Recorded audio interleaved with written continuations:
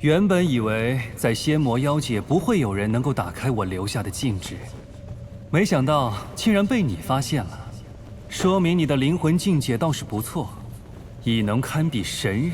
前辈难道不会认为我就是来到仙魔妖界的神人吗？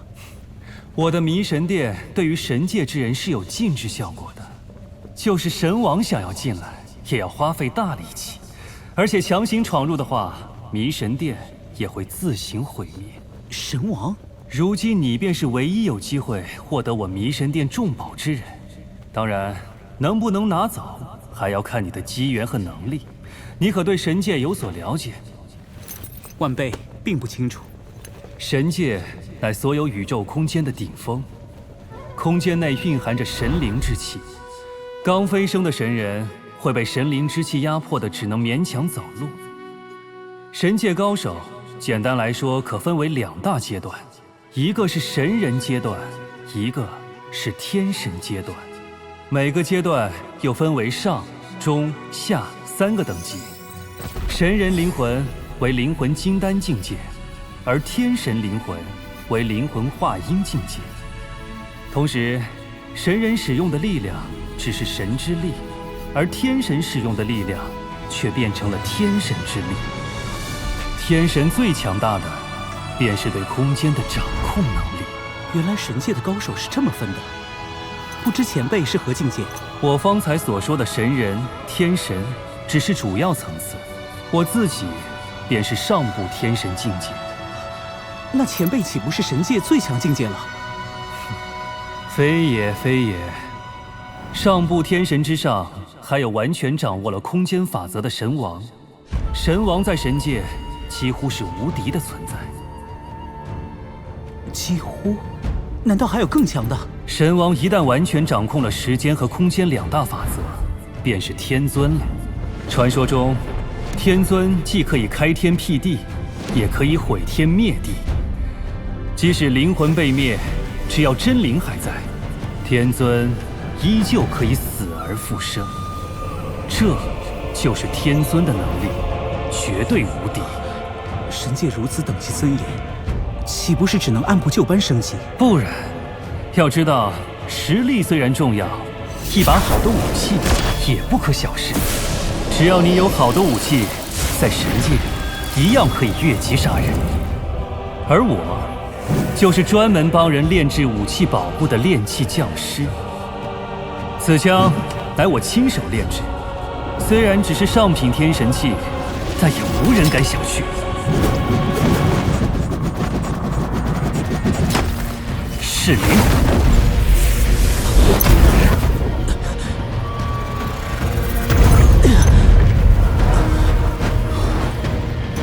没有原因之人，倒是世间少有。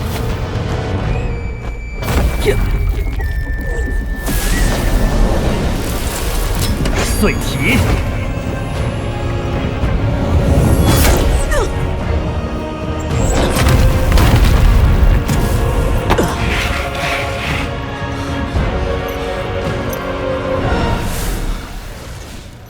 多谢前辈手下留情，不过前辈怎知我没有原因？此枪还有碎体噬灵2大功效，就算躲过直接攻击，也会让对方遭受噬灵之苦，而你却能不受其扰，足见你与这枪有些缘分。不像那些神王，也不问缘法如何，只知一味相求。神王也会有求于前辈？那是自然。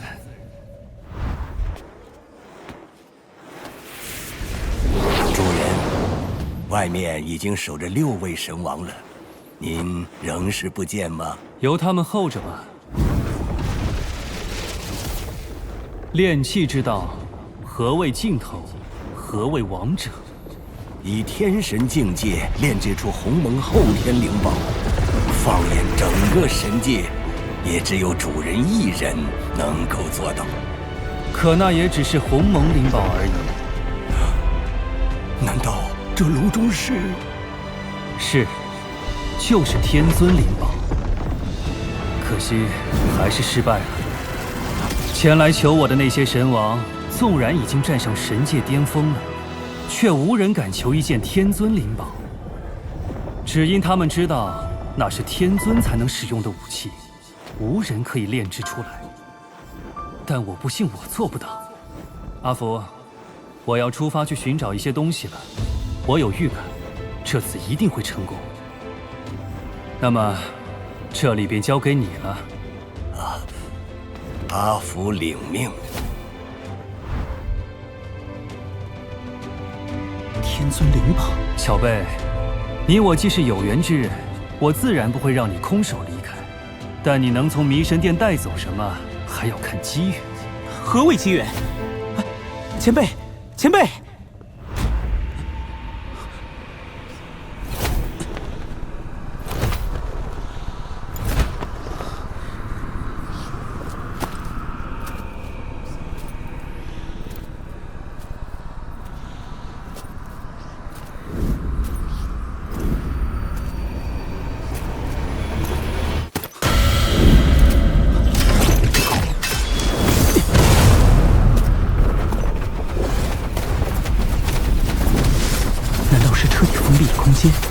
可惜几棵树，又拦得住谁？看了这么久，竟毫无变化。不，看似毫无变化，其实就是千变万化。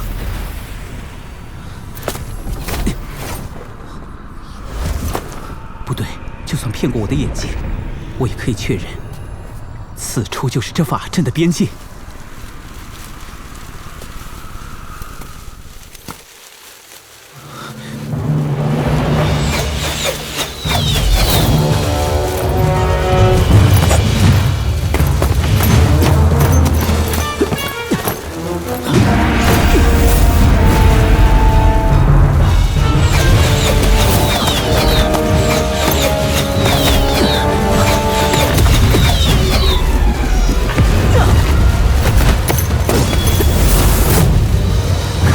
坚持不住了。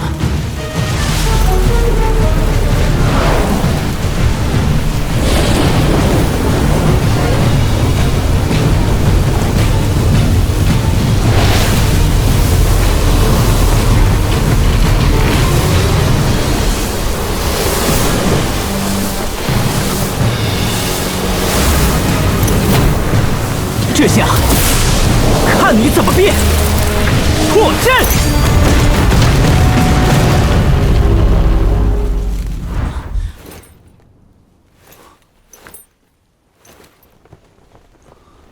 这虽是我最简单的阵法，但你既能不为幻象所迷，找到阵书所在，又能破了这阵书，也算是有些天赋。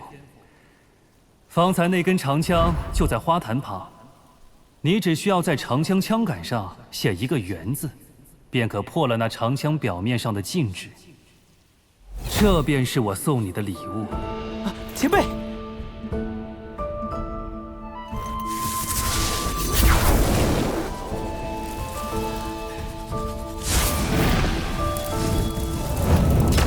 上品天神器，也不知道我能否炼化。你可以，年轻人，你叫什么？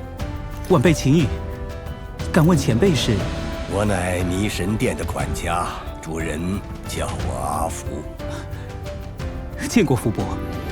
你既已通过阵法试炼，自然有资格炼化此枪。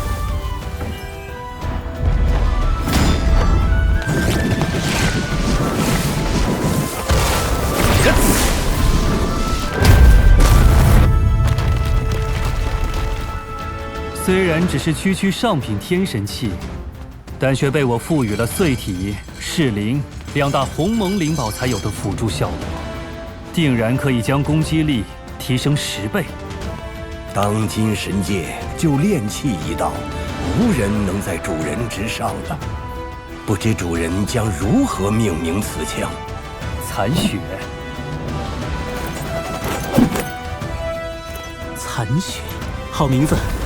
福伯，刚才您为何断定我能够炼化此神枪？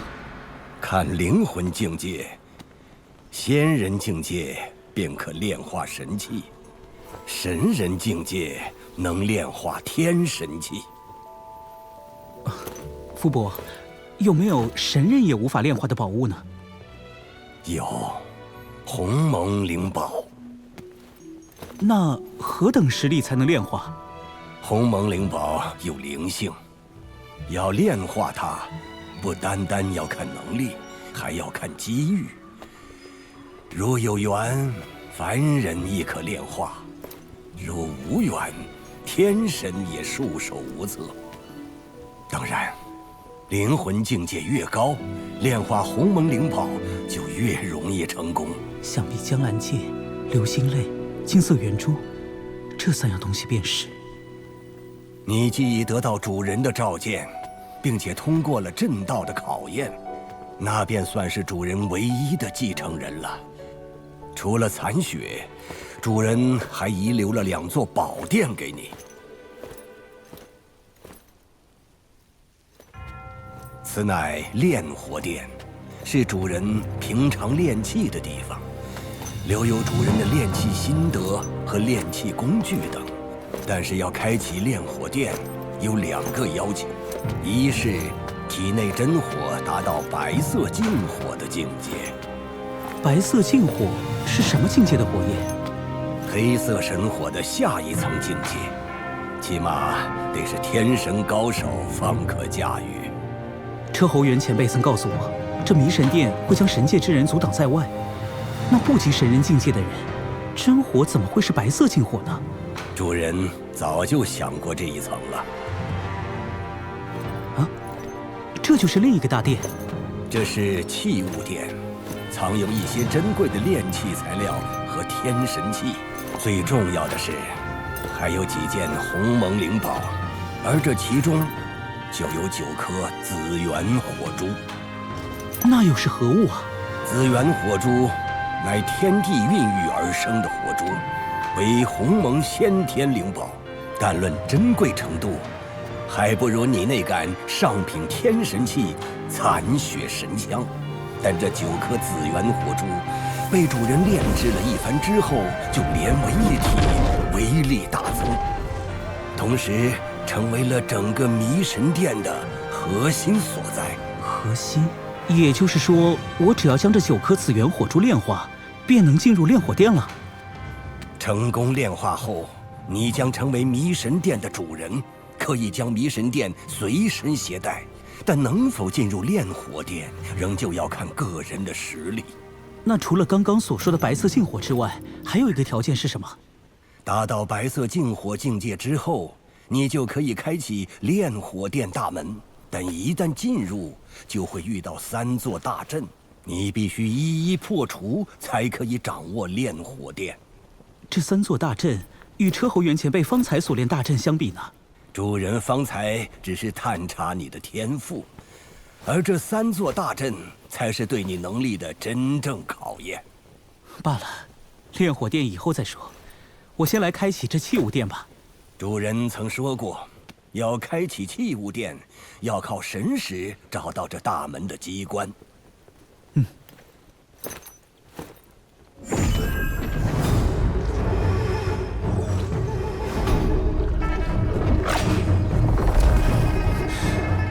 机关就在大门之上。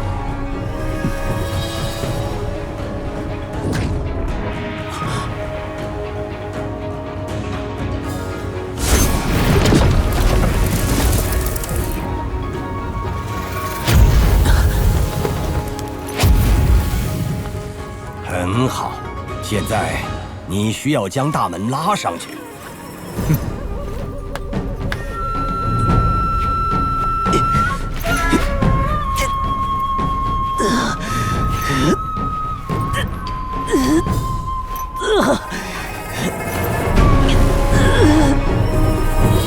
不管是肉体力量还是体内能量，都可以。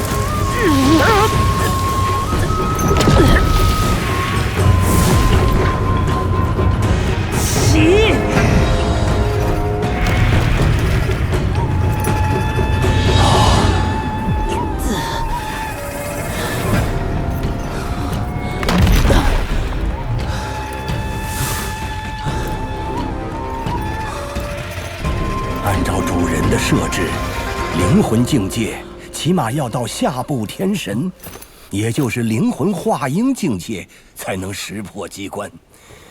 我原以为你只有灵魂金丹境界，没想到竟已有这等实力，果然天赋异禀。能撼动大门已是不易，只要你的力量提升到现在的3倍，就可以完全拉齐了。灵魂化婴，福伯，你有灵魂吗？你说呢？从您现身到现在，我始终察觉不到您的气息，这说明您的实力应该远超于我。但方才您见到我识破机关，却认定我已经达到化婴境界，这就奇怪了。因为我只有金丹境界，您怎会无法查探我的灵魂？那唯一的解释就是，您没有灵魂。你只是灵魂金丹境界，却能识破机关，难道有什么特殊功法不成？既然你不愿说，我也不再追问。不过，你只从我一次判断错误，就能猜到我没有灵魂，倒是心思缜密。我的确没有灵魂。这怎么可能？人最重要的就是灵魂，没有灵魂怎么可能存在呢？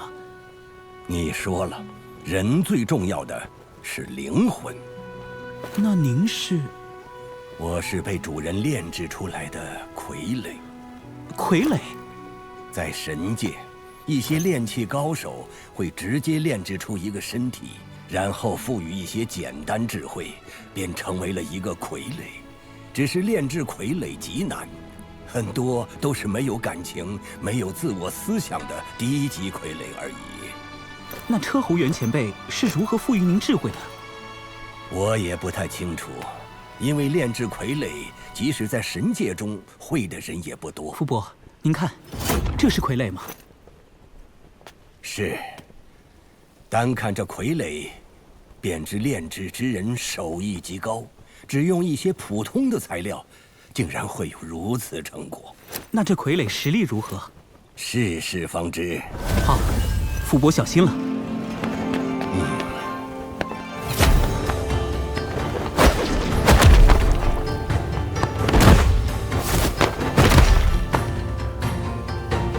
全身骨架尚算坚韧，估计赶得上下品天神器。不过肌肉只能算一般，但能够炼制出这傀儡的高手，在神界也不多。只是此傀儡毫无智慧可言，炼制之人为何不顺手赋予一些简单的智慧？也许他只想让我多一份生存的保证，别的都需要靠我自己。原来有这番深意。那福伯，您的肉身实力如何？我身为神界第一炼器高手的管家，放眼神界，傀儡中比我强的可没几个。我身体的坚韧程度，绝对赶得上上品天神器。只是那又如何呢？不是生命，无法修炼，也无法感悟空间法则。就算我再强，遇到掌握了空间法则的中部天神，也只能束手就擒。就看到这儿吧，接下来我们去中转殿。这是当年主人为雷部神王炼制鸿蒙灵宝的报酬。此树生长已逾数十亿载，无论是树干还是树枝，坚韧程度都堪比上品神器。论价值，还在上品天神器残血神枪之上。整个神界比红桐树还要珍贵的树种，估计只有传说中的古铁木树了。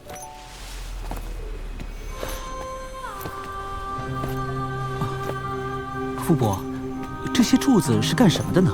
与屋顶不连，根本起不到支撑作用啊！秦羽，你应该知道，越高层次的宇宙空间就越稳定。主人以上部天神的实力是无法在神界打穿空间壁垒的，可是，在仙魔妖界，他就可以轻易打穿一条空间通道。所以这些柱子就是通往其他宇宙空间的通道。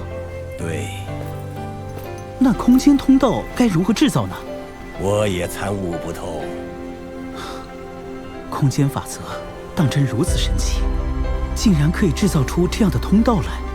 主人当时也是为了去往这些空间搜集材料，才如此耗费心神建造的。炼器之人为求材料，竟然可以做到这种份上。恐龙界，流云星上发现有乳晕灵珠；幻魔界，天蓝星上发现有无桥板石；凡人界第3空间，可风星上发现有黑崖泉水。紫玄仙。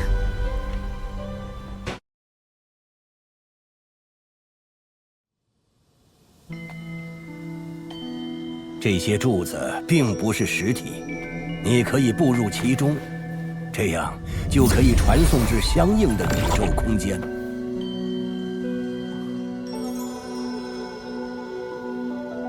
福伯，您刚刚说只要进去就可以抵达相应的宇宙空间。对，怎么，你要进去？紫玄星是我从小生活的地方，虽然我现在有可以撕裂空间的实力，但制造一个能够让我自己进入凡人界的通道，却是远远不够。幸好，车侯前辈已经炼制好了这空间通道。思乡之情，我明白。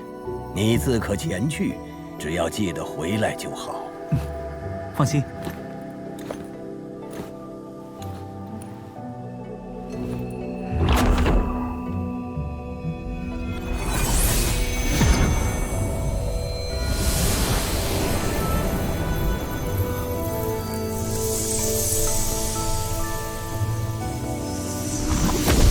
这片宇宙出入中转店的路径竟然是个黑洞，不过引力倒并不算大，看来周显当初的手段也不算厉害。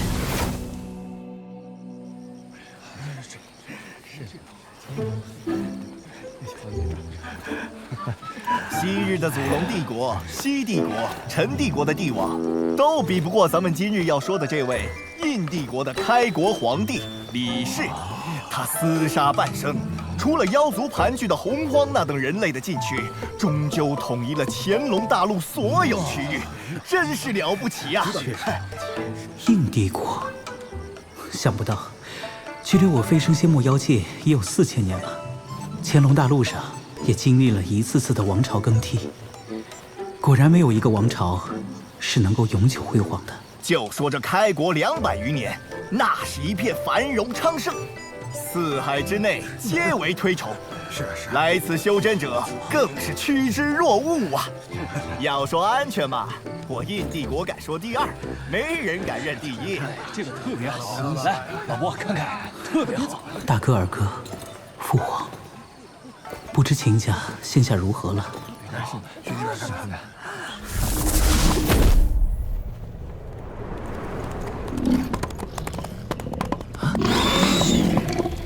主人，想不到还能再见到您。小莫，多年不见，如今我秦家子弟身在何处？主人，幸好你回来了，秦家如今有难。二哥，小雨，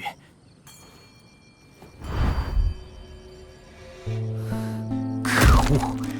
碰魔岛那些宵小之辈，竟敢违背连冲遗命，觊觎我飞升前留在秦家的极品仙器。主人，都怪我实力不济，没能守护好秦家。小莫无需自责，你做的已经很好了。是啊，他们实在太过强大了。莫麒麟也是独木难支。我已经召集各旁支精英弟子汇集岩金城，也是为了对抗他们。二哥，你搞出如此大阵仗，想必觊觎仙器之人不止那彭魔岛一家吧？还有洪荒的一支12阶的散妖，实力极为强大，他们联手威逼，强令我秦家交出仙器。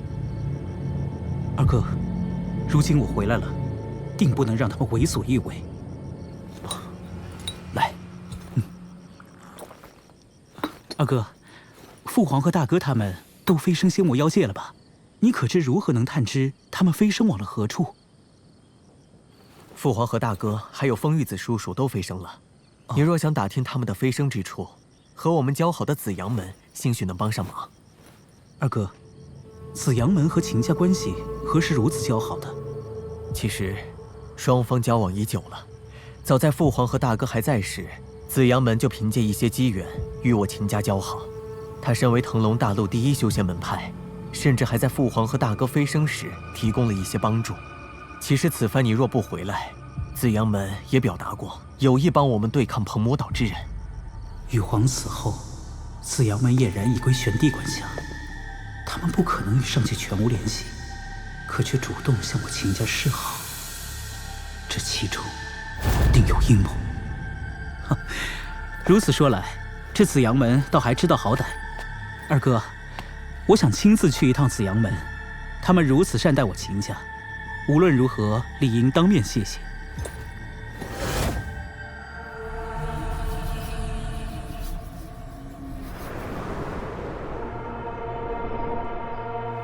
我问你一件事情，你只需回答即可。我问你，我紫玄星的大乘期高手飞升后将会到哪个星球？宗门阵法完好，此人是如何进来的？前辈，我紫玄星的修真者一旦飞升，将会在仙界流泉星系的渔阳星上。你说是流泉星系？正是。流泉星系过去是羽皇的地盘，现在归玄帝管。果然如此，你就当我没来过，继续修炼吧。是，前辈。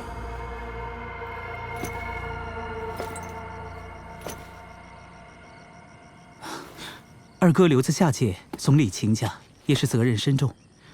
虽说洪荒修库、鹏魔岛蓝铁已被我收服，有2个12阶散妖当灵兽，应足以自保。只是将来你终归要飞升，那2个灵兽同样要飞升，所以我还打算留给咱们秦家一样东西。这剑仙傀儡是兰叔送我的，相当于下品天神器。剑仙傀儡？二哥，这空间戒指内有150颗极品元灵石，还有1枚玉简。关于剑仙傀儡的相关信息，你都可以从中知晓。这剑仙傀儡，有了剑仙傀儡，在凡人界，秦家简直是无敌呀！哦，二哥，这剑仙傀儡的存在，只让历代的几位长老知道，不要传出去，否则我秦家子弟一个个过于自大，那也失去我的本意了。放心，小雨，你二哥我过去当了数十年皇帝，知道该怎么做。这剑仙傀儡，不到我秦家危险关头，绝对不会使用。二哥，秦家可有后人修炼我的星辰变功法？此功法的确玄妙，我秦家子弟虽人数过万，但也只有1人可以窥得功法玄机。传秦10天来见。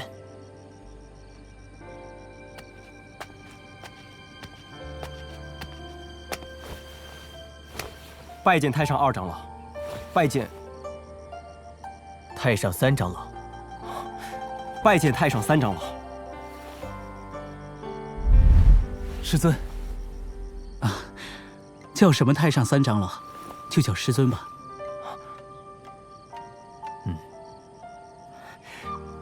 徒儿拜见师尊。星辰变的功法博大精深，深奥无比。我会给你留下飞升之前功法的心印之意，日后要好好修炼的。多谢师尊，多谢师尊。二哥，我要走了。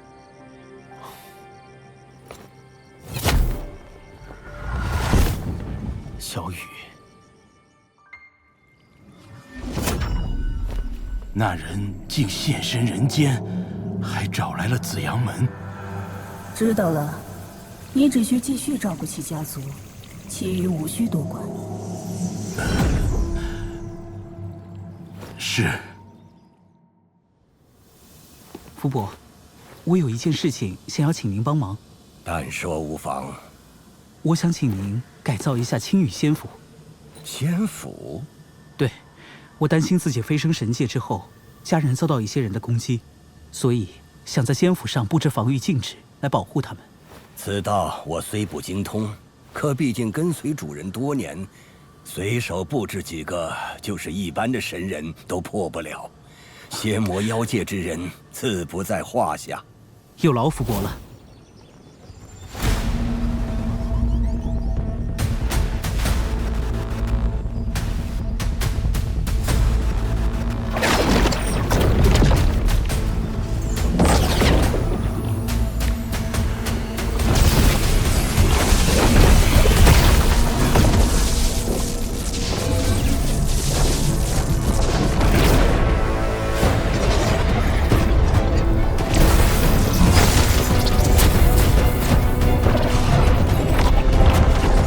这里面既有幻术禁制、防御禁制，也有攻击禁制。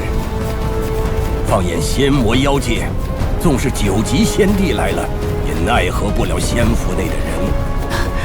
多谢福伯，这样我的后顾之忧变少了许多。我这就将它送给父亲。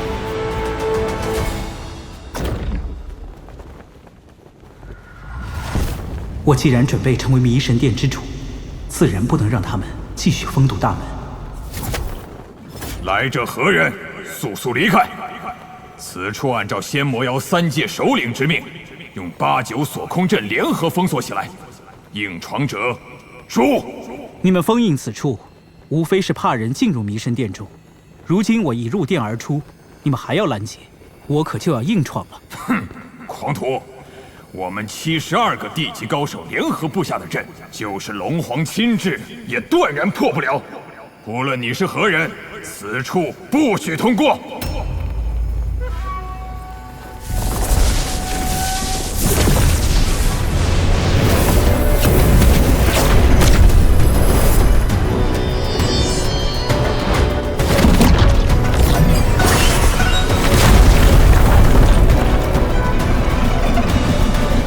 听好了，此枪名为残雪。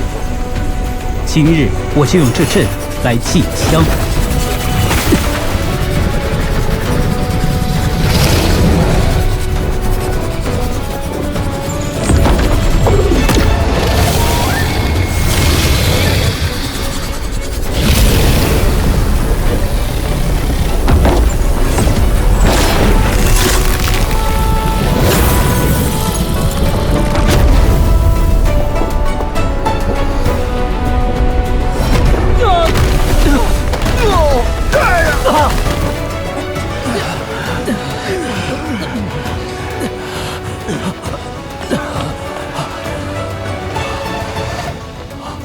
原来如此，原来如此。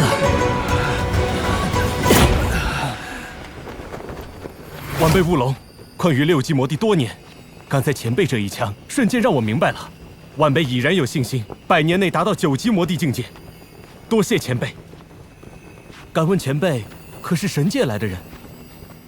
你悟性倒是不错，看我一招便可得到。不过我并非神界来人，在下秦羽，不喜欢你们布置的封印。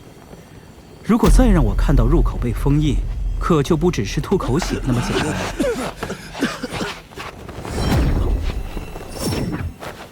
青羽前辈堪比师尊教化之恩，乌龙没齿难忘。风兄，外界盛传的那个实力极强，甚至力压羽皇玄帝的人，也叫秦羽。你说，会不会就是小羽？秦兄，我知你一向沉稳，如今你是关心则乱呢。若要抗衡羽皇玄帝，则需要9级仙帝的实力。外界所说的那个秦羽，扬名于3000年前，那时距小羽飞升不过数百年，怎会有那样的实力？退一步说，小羽真的杀了羽皇，那玄帝及其麾下的9眼宗，为何对我们如此之好呢？不过话说回来，风兄，玄帝对我们秦家的恩情，也未免太过。何事让父王如此忧虑？父王，风伯伯。小羽是你？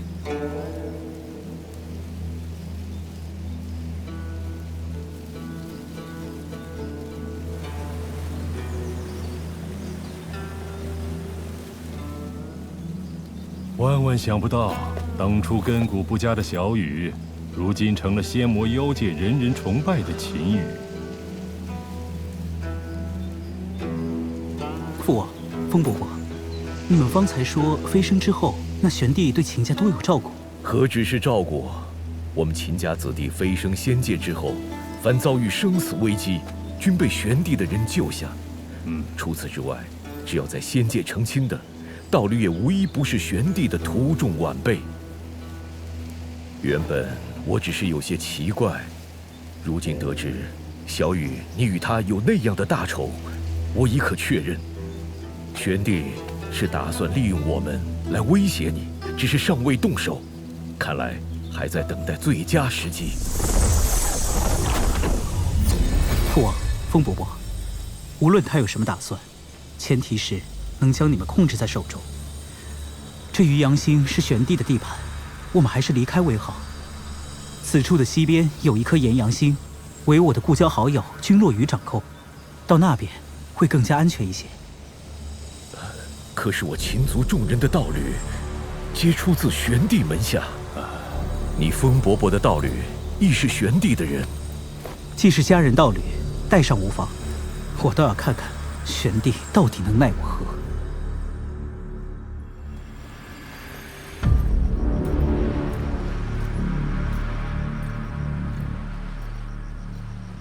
多谢落雨兄帮我照顾家人。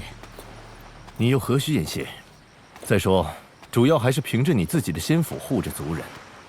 我不过是答应你，让他们在此落脚罢了。我身边麻烦不断，放眼整个仙魔妖界，也只有你才肯答应了。没想到3000余年不见，你的实力竟已达到如此境界。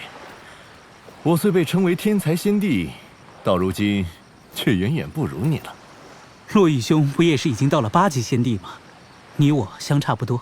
你可知我成为8级仙帝之后做的第一件事是什么？哼，我又岂能不知？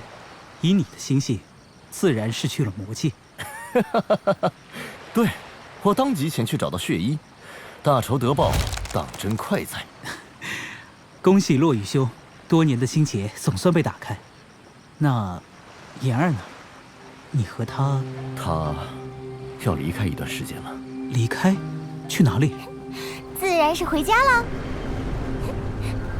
秦羽大哥，不要当着落雨哥哥谈我的实力。妍儿，好久不见。秦羽大哥，好久不见。我临走前本来也想去找你的。找我？落雨哥哥，我待会再去找你。那你们先聊。想不到你竟是堂堂上级神人，你瞒得我和落雨好苦啊。你现在已能一眼看出我的实力了，进步很大哦。放心，我不会告诉他的，让他这傻小子自己去猜吧。说吧，有什么事找我？我这次来是和大家道别的。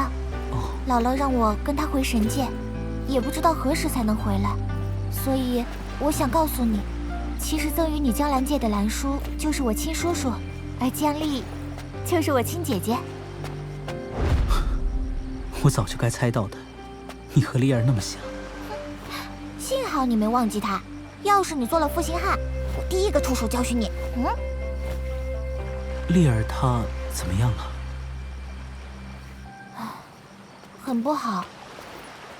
多年之前，神界发生过一次惊天战斗。奇怪的是，从那之后，追求姐姐的人就变得很多很多。这其中实力最弱的人，也是下部天神。那个周显也在其中。不过你也别灰心，兰叔可是把自己手头的第一灵宝江兰界都送给你了，自然是极为看重你。不过我得提醒你，在渡神界的时候，可别用出江兰界。为何？此事你无需多问，只要记住，神界并不是你想的那般简单，涉及到宇宙的运转，牵涉到无数的宇宙空间。所以，要是不想一飞升就被人盯上，就别使出江兰界。这可是你的底牌，要藏好。多谢姥姥指点。还有，不要鲁莽的去找我姐姐。等你实力到了，自然有机会相见。未来的姐夫，你可要努力，别让我姐姐失望哦。好，原本我还以为凭着自己手中的宝物渡神劫自然无虞，现在想来还是把神劫想得太简单了。我这就去闭关提升实力，争取早日飞升神界。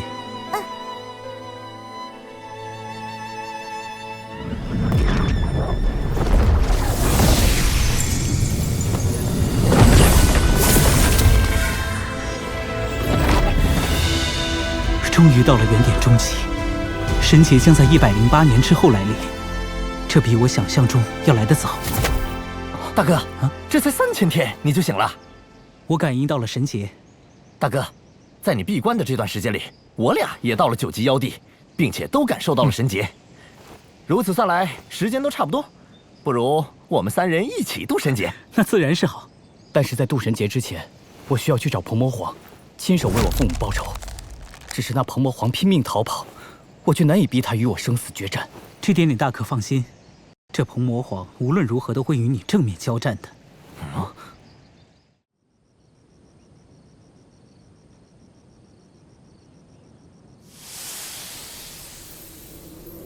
东岩，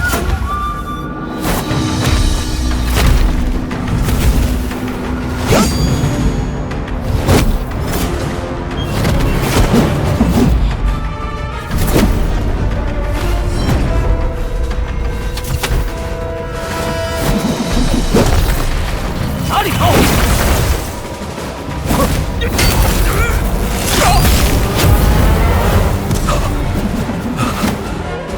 黑羽，你何时到了9级妖帝？手中这枪可是上品神器，还那么多话！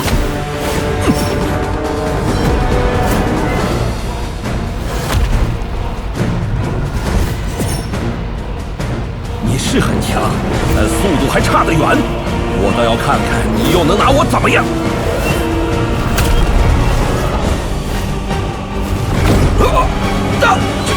这怎么回事？彭魔皇，我领悟的空间法则如何？你不是速度快吗？怎么停下了？你不是挺能逃的吗？好啊！宗岩，我给你一个活命的机会。要杀便杀，轮不着你们羞辱我。杀你，只我一人便可。但你的对手不是我。现在只要你与我3弟堂堂正正厮杀一番，你若赢了，我必不为难。好，一言为定。